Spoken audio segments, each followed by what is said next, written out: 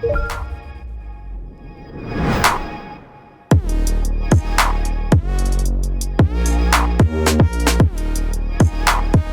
what's up? Welcome back. I've had the Galaxy Watch 4 40mm version ever since it came out, and now with the Galaxy Watch 5 being released, let's see how it's held up and if you should get it. But to figure that out, there's 3 ways to look at this watch: as a watch, as a smartwatch, and as a fitness or health tracker.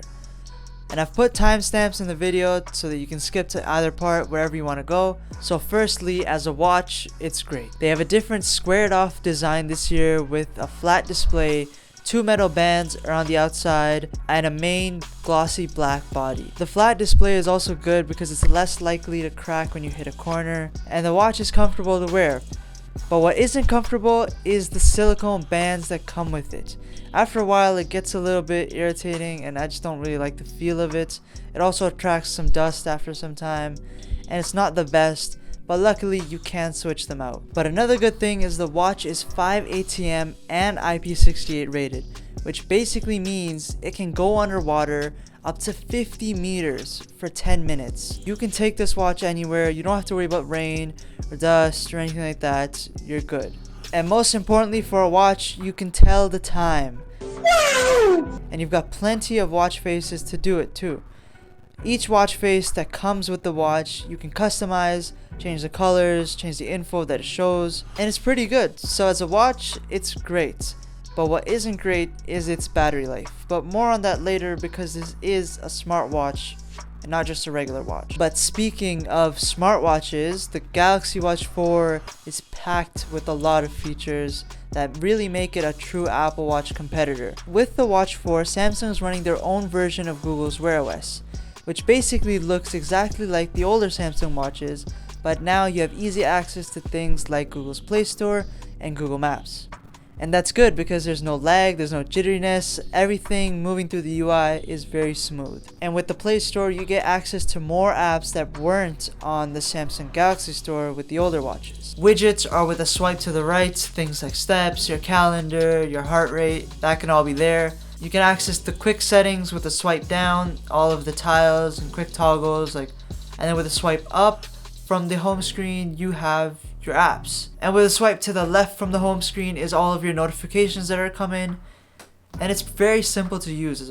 But how about the features? Because after all, it is a smartwatch, which is basically an extension of your phone. Well, it's got a lot of features. It's a Samsung watch first of all, so you're gonna get all the ecosystem benefits. When you get the watch, it'll pair up very quickly. You can do the basic extension of your phone things like calculator, weather, stopwatch, timer, alarm, all of those things. You can pay with Samsung Pay, and you can use the watch to look at your camera on your phone and take photos and videos. You can make calls with it, send texts, as long as your phone is relatively nearby within the Bluetooth range.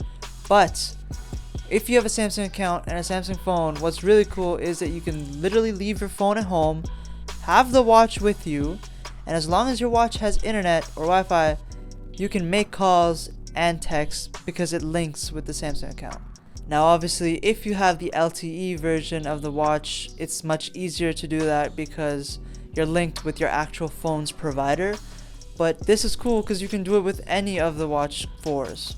And so as a smartwatch or an extension of your phone, the Galaxy Watch 4 does it really well. As long as you have the battery for it, because the battery life is not the best. The battery lasts a day and a half max, like best case scenario. If you're doing GPS, if you're doing workouts a lot, if you're, doing sleep tracking, then it's even less. That isn't really a good thing because I want to be able to use my watch more without charging it because it's a watch. But really, as a smartwatch, it's great. It's got all the things you need if you have a Samsung phone, because some of these features are exclusive to Samsung phones, like ECG, blood oxygen, the remote control for your camera. That's only going to be on Samsung phones, which doesn't really bother me because I have a Samsung phone and that integration is just amazing. But speaking of ECG and blood pressure, how is this watch as a fitness or health tracker?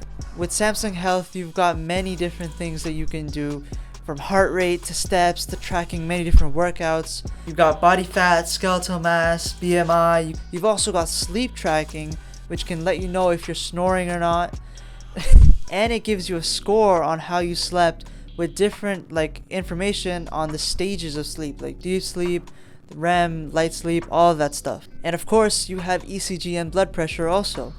So with the Samsung phone, this really is a whole complete package. It's a great watch, it's a great smartwatch, it's a great health and fitness tracker. There is a drawback of bad battery life, but really if you can get over that, this is a really good smartwatch. Especially now since the Galaxy Watch 5 has come out and the little differences between them, you can get the Galaxy Watch 4 for like $250 or even less many times. And for that price, considering everything this watch can do, it's actually worth it. I definitely would recommend it. And by the way, there is a video coming out between the differences on the Watch 5 and 4. It's coming out next week, so make sure you're subscribed for that. But yeah, Samsung has really made a good watch with the Galaxy Watch 4. And if you have any questions, let me know in the comments below. Like the video if you liked it, subscribe if you loved it, and I will see you next week. Peace.